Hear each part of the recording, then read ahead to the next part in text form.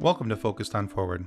The purpose of this podcast is to focus on recovery from life situations, be it a disease, chronic or acute, perhaps the loss of someone so dear to you in death, or a change of life patterns that has affected you so profoundly that you have no choice but to find your new normal and become focused on moving forward. Each episode is designed to show the positivity that people bring to each and every one of their stories, the successes they've had, ways that they have become so definitively focused on moving forward. We look forward to sharing their stories, and we hope that they inspire you just as much as they have inspired us. Thanks for listening, and enjoy the show. Hello and welcome to Focused on Forward. Today we have the pleasure of talking with Chris Johnson. Now, I came across Chris on TikTok and was really, inspired and both touched by some of the things that he had to talk about. Chris was openly talking about a very personal loss that he has gone through, and not in the too far past either. And to say that he bared his soul about some of the things that had gone on in his life might even be an understatement. So I am very pleased to have Chris here today. We're going to talk about his story, what he's gone through, and how he's working on being focused on forward each and every day, even amidst the tough loss that he's gone through. So Chris, thank you for being a part of our show, and thank you for being here on Focused on Forward. And thank you for having me. Yeah, I'm very excited, very honored to have you here today. So what I'd like to do, Chris, is turn the floor over to you.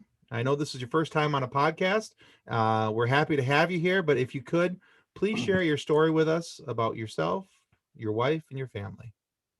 All right, fair enough. Let me start out with how I met my beautiful Wendy first off. Yes, please do. Yes. So I had a very bad divorce about in South Carolina with an ex, of course, and I got tired of being where I was at, so I made the decision to move to Utah, literally with $150 in my pocket. Called up my parents, and I was like, "You mind if I stay with you for a little bit until, I can get back on my feet?" So packed up everything and left to Utah when my ex took our kids to Ohio, and got to talk with them, got to see them, things like that. So I showed up, and the very next day I went to help my mom at her school. It was May 1st or 2nd, around that time, 2011. And little did I know that Wendy had just got hired the previous year to that school and was teaching kindergarten. And in fact, was in the cubicle or the portable behind my mom's. So, and that's how I met her. Seriously, it was like a month later. And now this is important. I was smoking at the time. Okay. The May 27th, and I'll remember this date, right? I'll never forget this. I went up and asked her for her number, and she gave it to me, and then we left, and she, I helped her take some of the school stuff that she had in her classroom. And so she was changing grades, she was changing classrooms. So I took some of the stuff with her back to her house to help her. And sometime during that night, she told me, she goes, "I don't kiss a smoker," and I quit smoking right then. Well, there you go. Boom, stopped. Continued to date, asked her to marry me November 26th. Nice. Yep. And then we were married February 4th, 2012. Yeah, I had 8.5 years of probably one of the most perfect marriages you could ever have. We were literally relationship goals to other people. But when we went into it, we made a promise to each other. We would always communicate. We would always, even if we didn't want to do it, if the other person was adamant, we would do what the other person wanted. But we went into this not going 50-50, but 100. And if the other person could not pull the 100, we pulled 150 while that person did 50. Okay. So quick question here for you, Chris. Mm-hmm. Yeah. Now, clearly you said you'd been through a divorce, and this was a second relationship for you, a second marriage. Yeah. Had Wendy had a previous relationship before? Nope. Okay. The reason I ask that is that I find that many times people who have had a previous relationship attack it. And I say attack for a reason. They attack the relationship much like what you said that you and Wendy were doing, where there's Hmm. a real appreciation for a solid marriage. So the benefit for Wendy is she watched as it was happening to her brothers going through very bad relationships with no communication, no affection, and stuff like that. And she told Okay. herself she would never let that happen.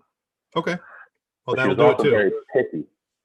So she was very picky about who she dated. So why she ended up with me, I have no clue. So I'm just glad she did. So yeah. But no, we bought our house in the December 2012, which I am still living in. It's Okay. my kid's home. It's my home. It's home. I actually contemplated selling this after she passed because everywhere I looked, I saw Wendy, and I'm sure. it was a lot of pain, a lot of hurt, a lot of loneliness. Hmm. So we actually moved out for about a month, and I was going to sell the home and everything, and then came back because it didn't feel like home. Does that make sense? It does. Yeah. And It's yeah, amazing that go ahead. how a building can become that place of safety, Yeah, security. Um, it's where your memories are. yeah. Moved back in, and it was a totally different feeling. In fact, we moved back in a week before Christmas, Okay. and it felt like home. It felt got the kids' rooms back up. It just was everything. So yeah, I mean, and we're still here, and it's probably going to be here for a while unless something happens. So Sure. uh, let's So see. take us from the point of now you've gotten married. You're Hmm. having this you've made this nice relationship between yourself and Wendy. Yep. Years progress. Hmm. Take us a little bit through the relationship. Now you mentioned the kids. Now, are these kids that the two of you had together, or are Yes. these children from your previous relationship?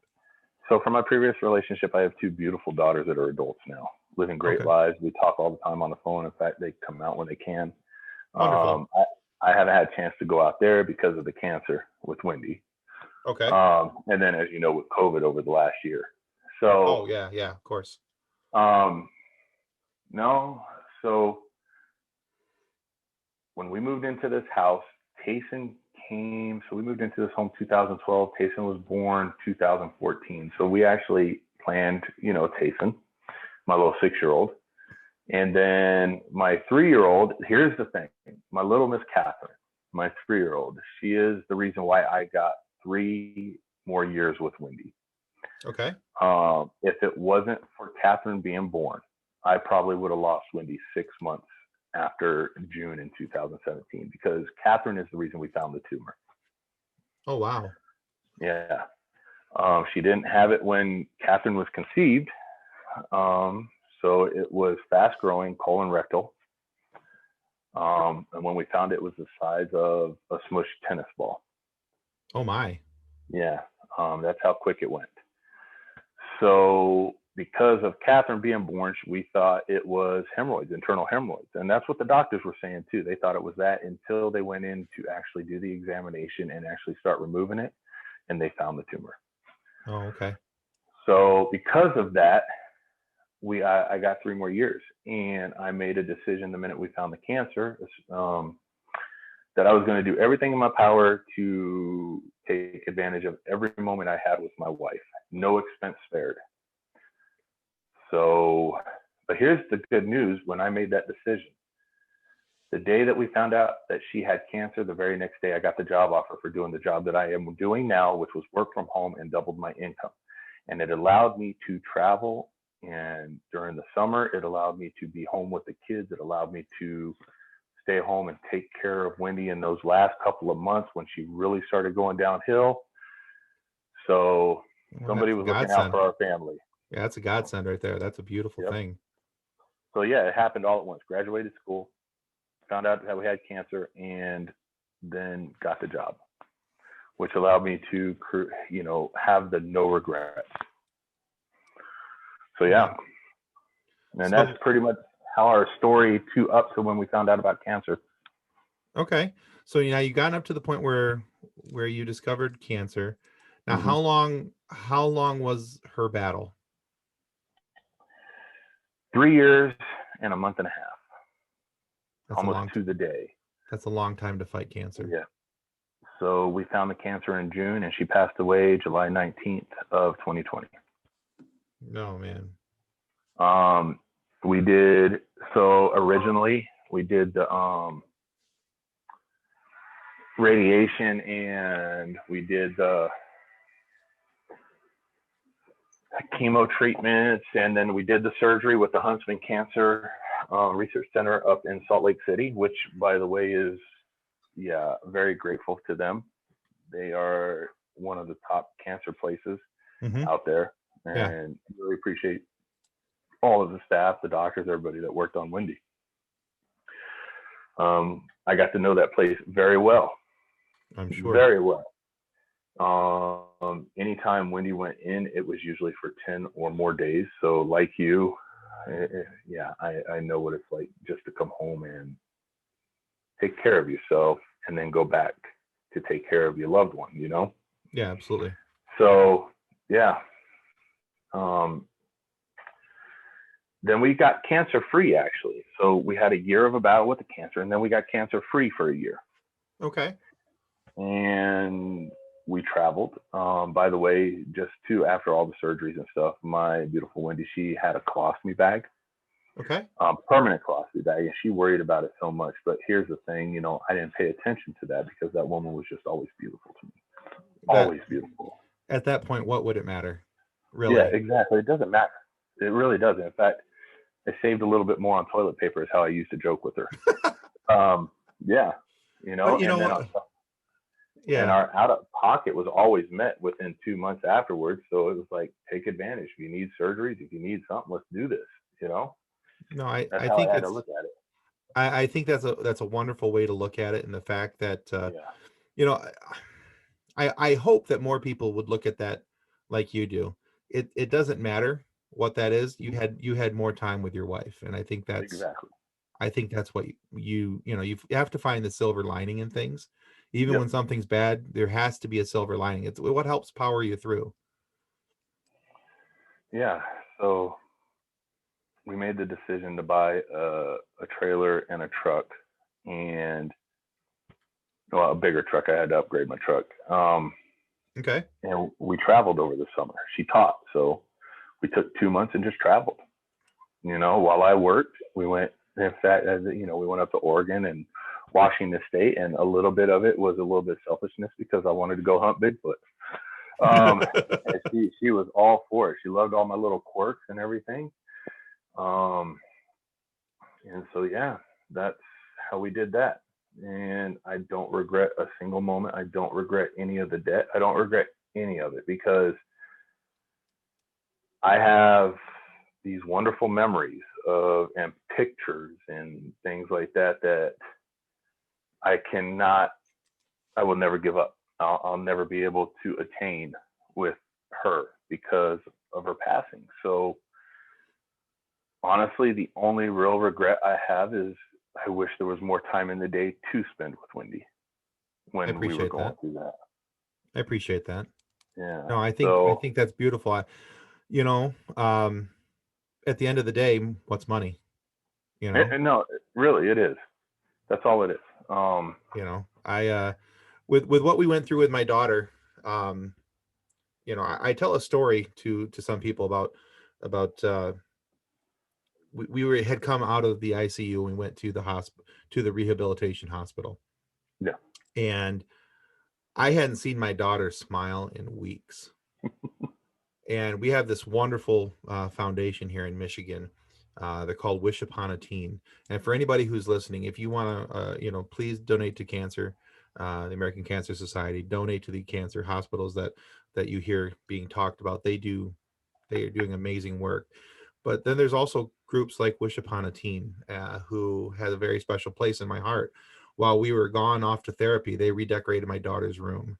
Oh. We came back to this beautifully decorated beach theme room. And honestly, I can't describe the amount of money I would have willingly paid for that. How much of my soul I would have willingly paid for that smile I got that day. Yeah. And those are, you know, and I think about those things when I hear stories like yours. I think about these little things that people talk about, you know, oh, I had to pay this much money for this, and oh, I had to pay that much money for that. At the end of the day, money doesn't matter to me. No. It's my family. My wife is what matters. My children are what matters. And I Yeah. get that's the same sense from you. No, it is. It was, I mean, don't get me wrong. We had to put a little bit away. You got to set stuff aside Oh, for, sure. savings and, the medical expenses and everything. But whatever was left over went to making sure our family spent the most, because I didn't know I only had 3 years at the time. I could have only had one. I could have had five, or with some people who get very lucky, I could have had 20 more. Right. But I just know that the cancer that Wendy had, the likelihood of 20 more years was not high. I mean, we're talking 5 years was 50-50. Mm-hmm. But we caught it when the doctors finally said they called it stage 3C or something like that. And I'm like, so basically stage 4. So in my mind, I'm thinking I could lose her at any moment. Right. Yeah, absolutely. So yeah, it didn't matter what was in my bank account. It didn't. And it also helped out the fact that my boss was completely understanding. That's amazing. Yeah. In fact, he traveled full time in an RV anyway because he wanted to spend more time with his family. So when I told him what I wanted to do for the summers, he was all for it. He didn't care. That's great. That's So, great yeah. that you had that kind of situation. Yeah. So, how did you, knowing where you were at and knowing the uncertainty of things, the uncertainty for things maybe for a lot of people might be the hardest part of your story. How did you plan for the uncertainty of things? Because even though your future is uncertain, because there's children involved, there has to be a plan in place. So, what did you do to ready yourself for an uncertain future? So I told you money was no expense, first off. Right. So the unnecessary debt, the unnecessary debt, we tried to pay off. Once a person has cancer, you can't really do life insurance until you have 3 years clear of cancer. Okay. But we had already, so we maxed out our work insurances to the point where we could without, a medical thing. Mm-hmm.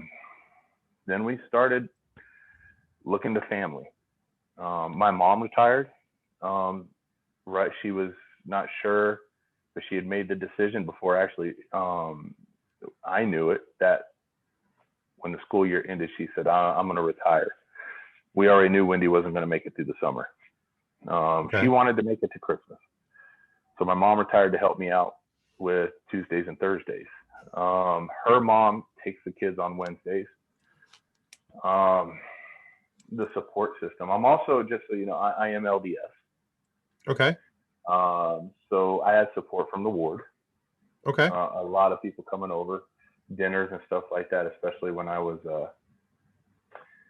at my darkest time. Okay. Then just she has 10 brothers and sisters, and they still stay in touch. We had the plan of, because when you're widowed, it's not like you wanted your marriage to end. This was your main thing. You planned your whole life. This is who you're going to spend your life with. You've made the decision. So it's not like I chose for the marriage to end. It's not like Wendy chose for the marriage to end, No, So this was forced upon you. Yeah. So they're still my brother and sister-in-laws. They still claim me as, they don't even call me an in-law. I'm just one of theirs. That's awesome. So they take the kids. I'll let Tayson go camping with his Uncle Lane when they're up there scoping out for hunting season and stuff like that. Tayson goes with us to the gun range. He has his own little BB gun, and somebody always pulls him off to the side. We rotate with that. Sis goes and plays with all the female nieces and all the other young nieces and everything. So yeah, it's just amazing what they,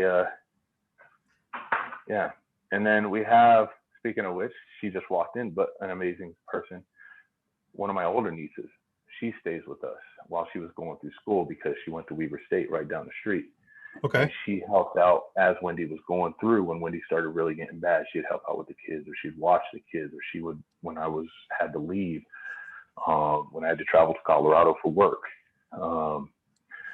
she helped her mom. And, with Wendy, her mom came down and stayed for a week. It was just the support system. And then she is staying with us until she starts her job, which she has been promised.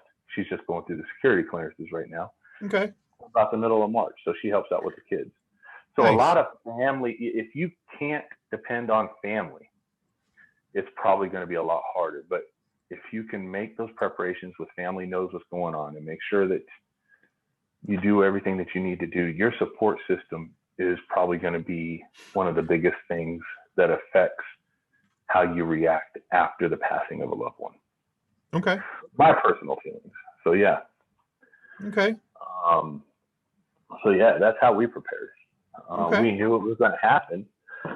So we made plans to go travel. We made plans to spend time together, which we did up to the point where we could. But the after the fact stuff is also what you need to prepare for. You got to accept that reality.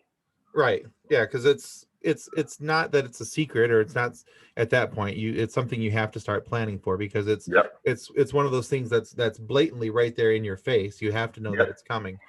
So let's talk about the aftermath of the loss, if you don't mind. Okay. No, I don't mind. To the extent that you're comfortable. Okay. Yeah. How did it personally affect you, mentally, emotionally?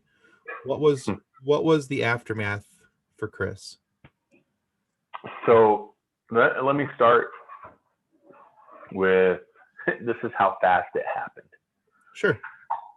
The week before, we got the news that it was pretty much terminal before she passed, but they were going to look into seeing if there was anything else out there. Okay. It's just nothing was working. Wendy was down to 109. Oh my. Yeah. She had a colostomy bag. She had 2 nephrostomy tubes, for her kidneys, everything. Mm-hmm. I mean, like, the cancer had metastasized on kidneys and metastasized in her lungs. It was going up her throat. It was, we're talking, she was getting these just terrible pains in her leg. And so, but then we went back and they said that her stamina, everything, it just wasn't high enough for us to even try experimental stuff. They couldn't, because it would have just killed her anyway. Little did we know how much time we had. So Wendy was going to fight. They told us weeks, maybe a month, 2 months. Wendy wanted to make it to Christmas. That Friday, no, she passed away the following Sunday, that very next Sunday. And we're talking Friday, Saturday morning, she didn't feel right. I started calling family over. I don't know if anybody's religious, but, or if people understand, but, the LDS religion, they believe in the priesthood, they believe in that, and all this stuff. So, and she asked me for a blessing, and I laid my hands on her head to give her a blessing. And I remember this image I got, whether you want, I just know that I saw Wendy, but I saw my wedding day Wendy. Mm-hmm. Excuse me for a sec. Take your time. Yeah. I saw her walking away from me to an individual that had his hands open, and he gave her a hug and then turned her around. And I remember these things saying, it's not your time yet, but soon I'll give you the strength to do the one last thing you need to do. And I knew she wasn't going to make it. I knew she wasn't going to make it past the weekend. Okay. Just, I guess if you're spiritual, you understand. If not, you can call it intuition, however you want to call it. Sure. It doesn't bother me. But I watched my wife for the first time in a month and a half actually have more strength than what she normally has, because she was on full-time oxygen and everything. And she sat up in that bed and she joked and laughed with her family as her family came over. And she just talked, and I have these pictures. My son, and the one thing she did for the last 2 months is she gave my son her phone, and my son just took videos and cameras from his perspective. So I have these wonderful videos of Wendy that my son just took these of his perspective, just these random everyday videos that you wouldn't even think about. that I've got on USB drive now in their special treasure boxes and stuff, Beautiful. And she did this, and then at 7 o'clock that night, she looked over at me and she told me, we started having a talk and everybody else was in the room, and she goes, "You're not allowed to pick the next person that you're going to be with. I will do that for you because not anybody's going to raise my kids." And then she said, "Have patience with our kids." And she would always be around.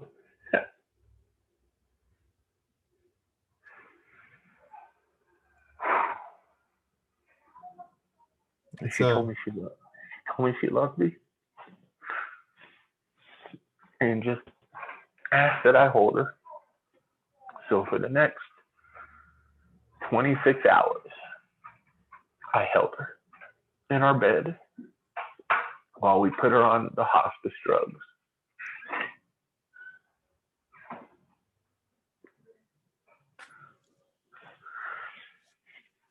And I have, especially with the time of COVID, sorry. Oh, you're fine. I actually held her in my arms as she passed away. In the very position that I held her for 8.5 years of our marriage, in our bed,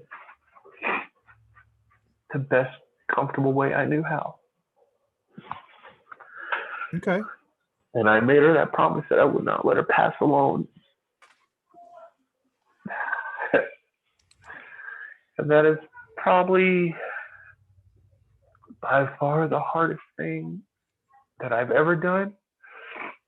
But at the same time, the most selfless thing I've ever done for my wife, because of how hard it is to watch a loved one pass alone, but have them pass away in your arms. And the good thing about it is I had about, 38 to 45 people in my house at the time, in the living room, stuff like that. And everybody was kicked out except for Lane. And Lane is one of my brother-in-laws. Mm-hmm. And he helped turn Wendy around in those last few moments. And once she got comfortable, her breathing got shallow. Her heart started pumping less and less. The heartbeat started fading, and it wasn't but 2 or 3 minutes after she was in her position that I've always held her that she passed away. So, but she made sure that before she passed, that everybody that she was going to say goodbye to was at least there, whether she was on the drugs for the hospice or not. And her 2 closest friends in the world had got the news, and they were out of town, and they rushed back. And the minute that they showed up, and they had their 10 to 15 minutes to say goodbye to Wendy, and she was responding the best way she could hear them. You could tell she could hear them, but she was on the hospice drugs. And the minute that they said their goodbyes, it wasn't but 5 minutes that she passed. So, yeah. And when she... Your wife sounds like an amazingly loved woman. She,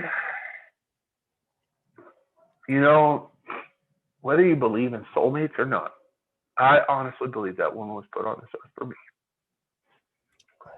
I tend to, because of my wife. Yeah.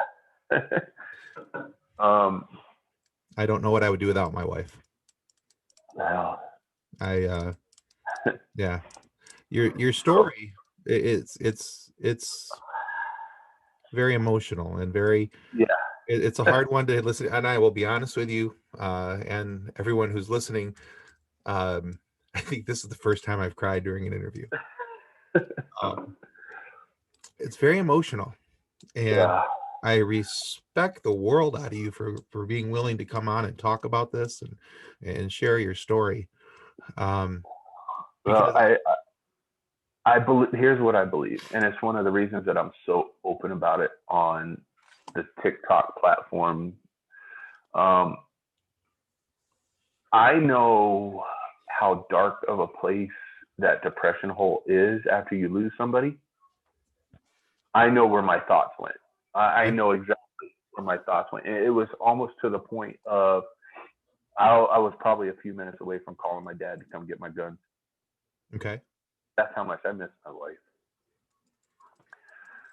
Um, so if I can share my story and somebody can watch the progression of, it's not a fix. When you lose somebody that you love, you don't fix them. You don't want to be fixed. It's because it's who you are. This person helped build you to that point, and you should never get rid of that. Um, No, they're part of you.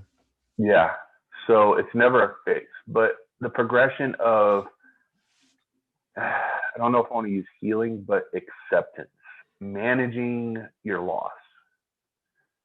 I Okay. probably would say is the best way to put it. You learn to manage it. You learn to accept certain things. You learn how to keep moving forward one step at a time.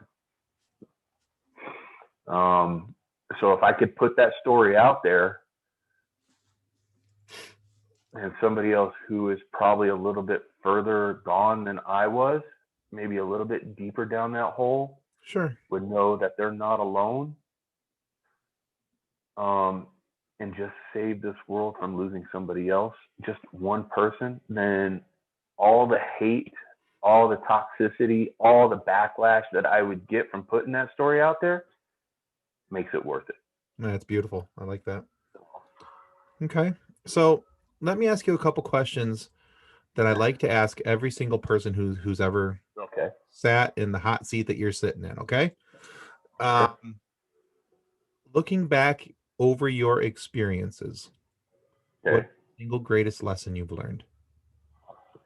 You talking about, so let me just clarify, are we talking about the loss of my life, my wife? Sorry. Sure. It could be that. It could be your life. It could be the loss of your All wife. right.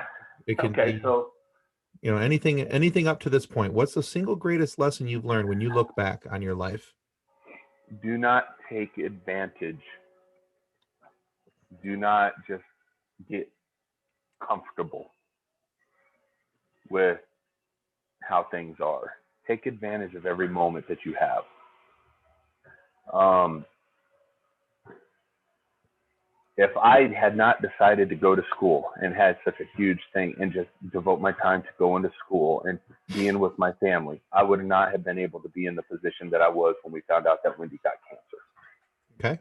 Um, take advantage of every moment that you have with a loved one, because I had, so at my wife's viewing, I had the pleasure to meet this beautiful woman, and she was just this wonderful spirit who had lost her husband 4 years earlier to a motorcycle accident. Okay. Um, and it helped me realize something as I thought about it. I got to say goodbye to my wife. Oh I yeah. got to make the plans that I made in preparation for the day that my wife would pass away. So I had 3 years of just taking advantage of every moment that I had with my wife because I knew it was going to happen. Sure. This woman was on the phone with her husband 20 minutes earlier talking about what do you want me to make for dinner? Yeah, and Just then nothing. Yeah. and then nothing. So live honestly, take advantage of those moments with your family, with your friends. Like, you don't know if you're going to see them tomorrow because there's people out there that won't, and there's people out there that don't. And it took an awakening for me when we realized she had the cancer that she had, and there was a 50-50 chance that she might make it to 5 years. And in my wife's case, 100% chance that she wouldn't. Hmm. Um, don't take advantage of those moments, or take advantage of those moments. Don't just get comfortable. Don't Yeah. talk. Create the memories. Even if you don't have money, it costs nothing to hold her hand and take a walk. Agreed. Agreed. So that would be the biggest lesson that I could pass on. I think that's good. Okay. All right. Here's the next one, and it's closely akin to the first one. Okay. Okay. So, what through all your lessons in life, what has been the single greatest piece of advice that you've been given that helps you to be focused on forward?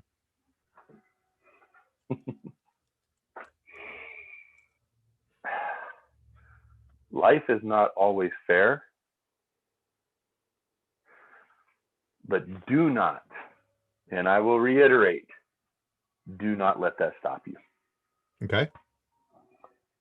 If you want something, work at it. It may not end up the way that you want it, but when you're done, you will still have learned a lesson. Okay. I like that too. Yep. All right. So some solid advice on both parts, both on your life lesson and the advice that you've been given. Now, Chris, I want people to be able to find you on TikTok and see, because we've kind of talked loosely about you being on TikTok, and we've talked about you sharing your story out on TikTok, and guys, he has an amazing way of talking about his wife, and he goes into great detail about his wife. And it's beautiful, the amount of love that you have for her, and I love that you call her my Wendy. That's well, there's no other way to put it. Not gonna lie, that's kind of cool. But I want people to be able to go out and find you on TikTok. And so what's your user handle there, so that people can look you up and follow you and make sure that that your account's getting the love that it needs? So I actually have two accounts, and the only reason is the second one is to save the original name that I was under. So the original name that I was under was Psychotic Lurch. That's an old high school name. That's a story for another time. So I'm a big time geek. I love gaming. I love the outdoors. I love camping. I love going to the gun range, but I also love anime and comic books. And, people couldn't believe that there's a 44-year-old person out there that actually loves this. And I'm very loud spoken about it. So my tag that I have is official anime pops. It's official.anime.pops. Okay. So if you want to find me, that's how it is. All right. And I think that's the account that I found you on. Yes. Okay. All right. So, so guys, go out and check out Chris's TikTok content. You'll see a lot more of this story and information, and you'll see a whole lot more about Chris and about what he likes and what he's involved in. And Chris, first off, my deepest condolences for your loss. And secondly, I wish the best for you and your children. I respect you for the openness with which you share this story, and I hope that your story is able to touch, even if it just touches one person, and helps them to see that this is not, unfortunately, this is not an uncommon story. No, and it's not.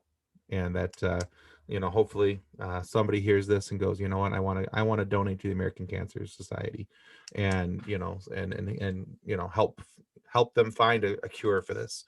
Would be an amazing thing. So thank you so much for being on Focused on Forward today. I can't thank you enough. I'd like to keep thanking you for the rest of the afternoon if I could, but that was just going to get awkward in about 5 minutes. But thank you for having me. I mean, I'm glad to tell the story. I really am, and then on top of that, just so people know, is the drive forward. And not everybody has it, but I have two beautiful little kids that need their dad. So I have to keep just putting one step in front of the other. So yeah. Excellent. Well, best wishes to you and yours, sir. And thank you for being on Focused on Forward. No, thank you for having me. All right, guys, that's going to end us today. Thank you for tuning in, and be sure to catch us next time on Focused on Forward. Well, that concludes another episode of Focused on Forward.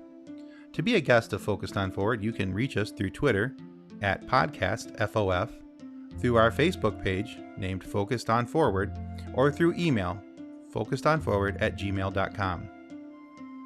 We look forward to hearing each and every one of your stories that has yet to be told.